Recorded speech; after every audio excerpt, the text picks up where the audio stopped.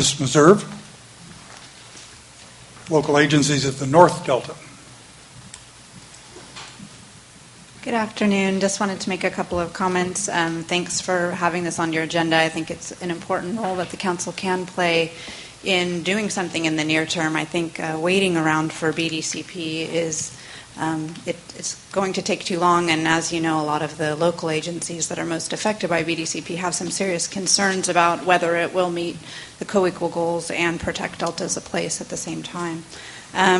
So with respect to the two the Coalition to Support Delta projects and also the San Joaquin collaboration, I suggest that, and it sounds like the council staff already started doing that, is looking through all those projects and seeing which ones rise to the top against your own criteria, your own goals and recommendations, and see what we can do to advance those ones that are consistent with the council's legislative directive.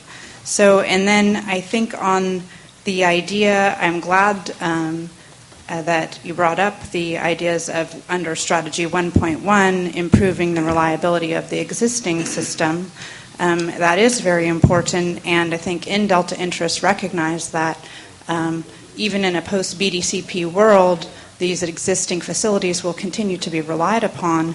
And one of the things that is not on the projects list for the Coalition to Support Delta projects, but I think should be considered by the council and others, and has been was a early action item proposed by Contra Costa Water District at the outset of the Delta Stewardship Council's planning process, was the low-flow fish screens in the South Delta, which would improve water supply reliability and prevent shutdowns of the existing pumps during certain times of the year. And there is a study underway, which has not been released yet, that looks further and follows up on that suggestion of Contra Costa Water District that was made at the outset here. And I would encourage the council and the council staff to encourage those agencies that funded that feasibility study for it to be released so that we can benefit from the results of that, to see if that's something in the near term that would be feasible and could be promoted by the council and others. Additionally, folks probably read in the paper yesterday about the closure of the Delta Cross Channel.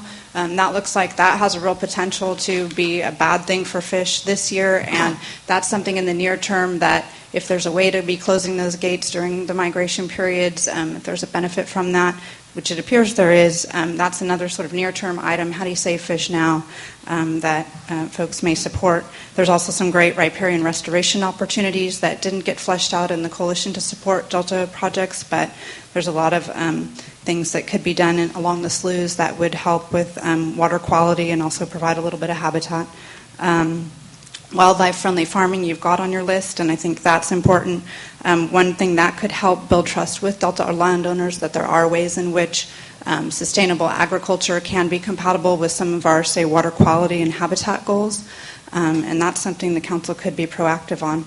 I would say, just in conclusion, that I appreciated the guiding principles and the strategies that are put forth here.